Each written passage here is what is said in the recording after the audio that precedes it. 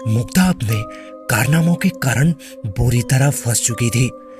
एक ऐसी कॉलोनी में जो पूरी तरह से रहस्यमय और भूतिया थी। क्या वो ऐसे रहस्य से सुलझ पाएगी या फिर उसी कॉलोनी में एक माया जाल में फंस कर रह जाएगी? जय श्री राम दोस्तों, आप सुन रहे हैं द हॉन्टेड क्लब। दोस्तों, आज की कहानी मुझे मेरे दोस्त केशव ने शेयर की है। यह खतरनाक वारदात उसकी सहेली मुग्धा के साथ हुई थी। कहानी शुरू करने से पहले मैं आप सभी को बताता चलूं, इस कहानी के कुल 8 भाग आने वाले हैं। ये इस कहानी का भाग 1 है, तो कृपया कहानी को पूरा सुने। चलिए दोस्तों, मेन कैरेक्टर पर थोड़ी नजर डाल लेते हैं, जिससे आपको यह कहानी अच्छे से समझ आएगी।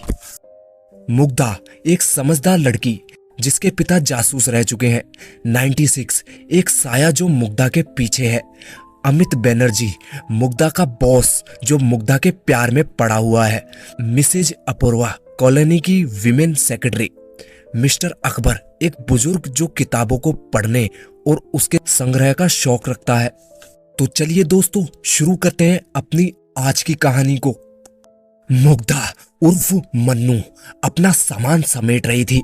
काफी कोशिशों के बाद में आखिर उसे शहर के घंटाघर कॉलोनी के ट्यूलिप बिल्डिंग में एक फ्लैट मिल ही गया था। हालांकि उसने कोशिश तो की थी कि उसे फ्लैट नंबर 96 के आसपास रहने को मिल जाए, लेकिन साल भर की मशक्कत के बाद उसे फ्लैट नंबर 90 ही मिल पाया, जो कमरा नंबर 96 के ठीक नीचे था। मुग्धा अपना बैग पैक करके घर के दरवाजे पर रख चुकी थी। अपनी काली शॉल ओढ़कर खिड़की के पास बैठी हुई थी। रात के करीब 11 बज रहे थे और उसकी आंखों से नींद कोसों दूर थी। मन्नू का एक छोटा सा घर था, जिसमें 2 छोटे बेडरूम, एक छोटा सा किचन और एक ठीक ठाक लिविंग रूम था।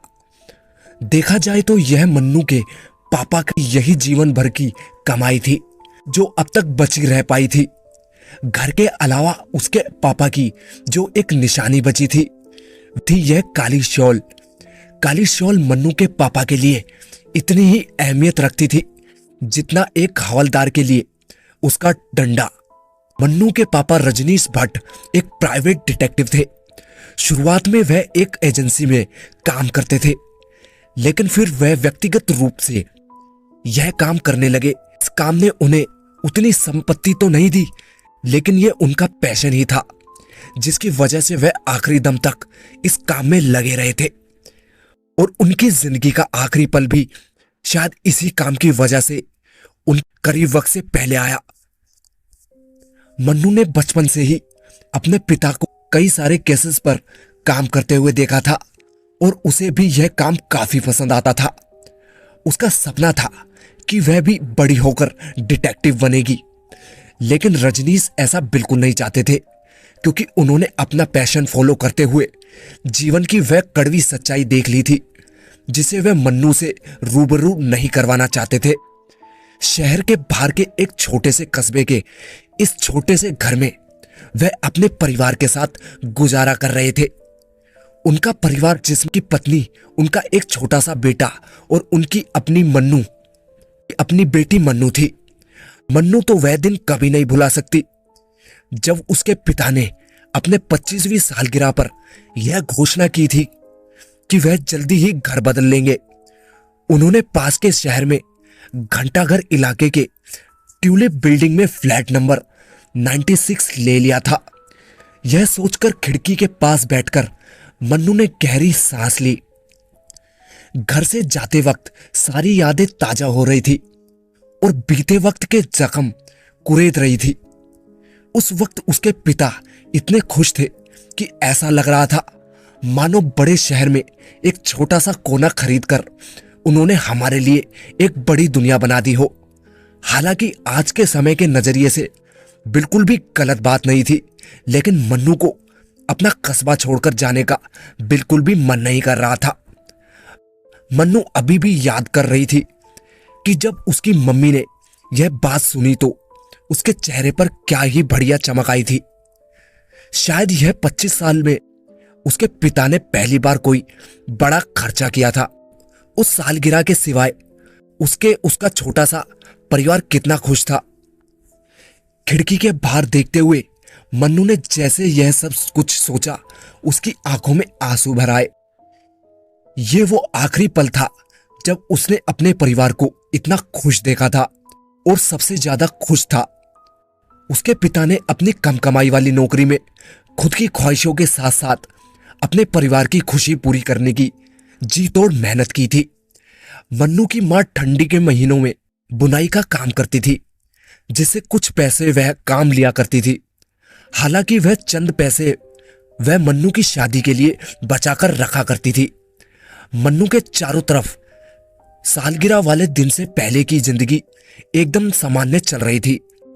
कुछ लोग होते हैं जिनकी जिंदगी एकदम सामान्य चलती है, तो अपनी लाइफ में कुछ एडवेंचर चाहते हैं। वो चाहते हैं कि कुछ ऐसी चीज हो जिससे उन्हें कुछ नया अनुभव हो।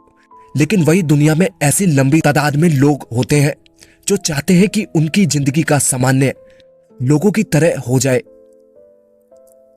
इसी तरह एक सादगी और सामान्य जीवन जीने का सपना आंखों में लिए एक बड़ी आबादी अपनी पूरी उम्र गुजार देती है।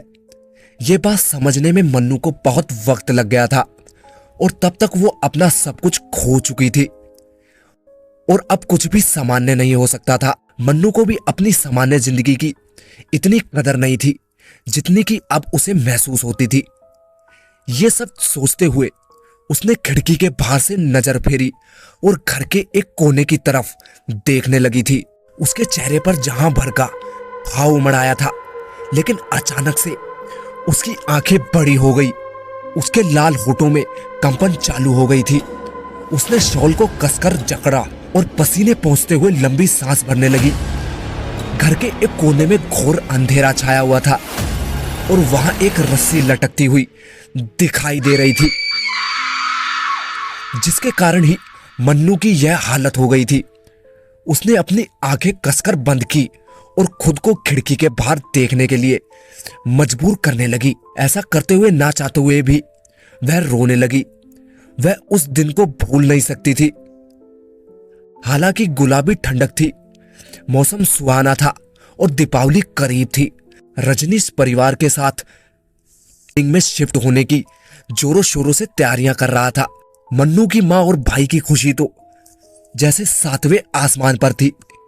मन्नू को जाने क्यों कुछ अच्छा नहीं लग रहा था, इसलिए वह चुपचाप एक कोने में बैठे हुए अपने घर वालों को पैकिंग करते हुए देख रही थी। इतने में उसकी मम्मी ने कहा कि मन्नू, तुझे जितना भी सामान ले चलना है यहां से उन सबको पैक कर लो। यह सुनकर मन्नू सोचने लगी कि वह अपने इस घर की यादें और दोस्तों का साथ तो कब का अपने दिल और दिमाग में पैक कर चुकी थी। पर काश उसे पता होता कि उसे अपने दोस्तों पड़ोसियों की नहीं बल्कि अपने घर वालों की याद को दिमाग में पैक करना चाहिए था, क्योंकि पूरी जिंदगी वह उन्हीं के सहारे जीने वाली थी। जिंदगी में कभी कभी हम एक लंबी प्लानिंग करते हैं, लेकिन अचानक से जिंदगी एक ऐसा मोड़ लेती है कि सब कुछ एकदम से बदल जाता है। यह एक ऐसा मोड़ था जिस पर बहुत ज्यादा लोग हार मान जाते हैं, और कुछ लोग ऐसे भी होते हैं जो एक नई मिसाल कायम करते हैं। मन्नू ख्वाबों में उलझी हुई थी कि तभी उसे घर के बाहर गाड़ी के रुकने की आवाज आई। उसने गर्दन घुमाकर देखा तो उसके नाना जी अपने स्कूटर पर से उतर रहे थे।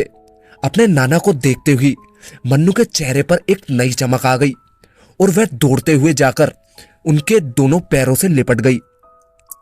इतने में ही रजनीश और मन्नू का छोटा भाई भी बाहर आ गया।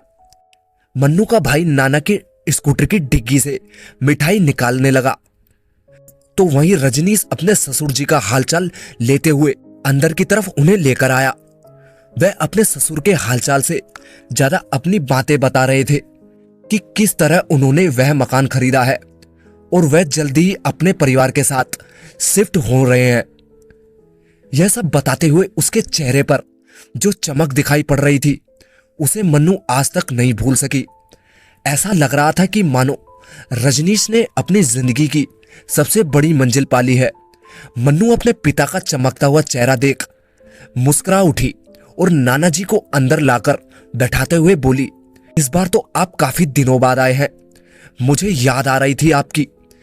यह सुनकर मन्नू के नाना ने आंखें घुमाते हुए मन्नू की मां को देखा और मुस्कुराकर बोले, लो चंदा, तुम मेरी इकलौती औलाद थी जो मुझे छोड़कर अब यहां आकर बस गई हो। दीपावली का समय नजदीक आ रहा है, तुम्हारी मां अभी से उदास की चादर ओढ़े इधर उधर भटक रही है। कुछ भी कहो तो कहती है कि जब बच्चे ही नहीं है तो यह काम करके क्या होगा। उन्हें तो अब घर में झाड़ू लगाने में भी कोई दिलचस्पी नहीं रह गई है। मन्नू की मां, जिन्हें मन्नू के नाना प्यार से चंदा बुलाते थे, वो ये सुनकर थोड़ी व्यवस्थित हो गई तो रजनीश ने माहौल संभालते हुए कहा, आप लोग खामखा परेशान होते हैं। कितनी बार कहा है कि आप हमारे साथ ही शिफ्ट हो जाएं, लेकिन आप रीति रिवाजों का हवाला देते रहते हैं। आखिर आप भी हमारे परिवार के ही है ना। बुढ़ापे की सबसे बड़ी बीमारी आजकल अकेलापन ही है। आप यहां आ जाएं। यह सुनकर मन्नू के नाना एकदम से मुस्कुराए और बोले, अरे दामाद जी, ये भला कैसा तर्क हुआ। हम तो अपने उसी कस्बे में खुश हैं, लेकिन बस एक बात है। रजनीश ने चंदा को चाय बनाने का इशारा किया तो चंदा तुरंत ही किचन में चली गई। मन्नू के नाना ने मन्नू के सिर पर हाथ फेरते हुए कहा, बस इस दीपावली तुम्हारी बेटी मैं लेकर जा रहा हूं। भाई, जब शहर शिफ्ट हो जाओगे तो वैसे ही मुलाकात कम हो जाएगी। अब स्कूटर चलाने में भी ताकत नहीं लगती। शहर में शिफ्ट होने की बात सुनकर रजनीश के चेहरे पर हल्की सी लाली आ गई, मानो मन्नू के नाना ने नई दुल्हन लाने की बात कर दी हो। चंदा ने किचन में से थोड़ा हचकचाई, लेकिन फिर अपने माता पिता का ख्याल करके मान गई। उधर रजनीश ने भी हामी भर दी और फिर इसी हामी ने एक नई कहानी गढ़ दी, या यूं ही कहे कि नया खेल शुरू कर दिया था। दोस्तों, यह था सिर्फ एक इंट्रोडक्शन। असली कहानी अभी बाकी है, तो असली कहानी के लिए भाग 2 का इंतजार करें। तो जल्द मिलते हैं भाग 2 के साथ। और दोस्तों, अगर आप पहली बार मुझसे कहानियां सुन रहे हैं तो प्लीज चैनल को जरूर सब्सक्राइब कर लें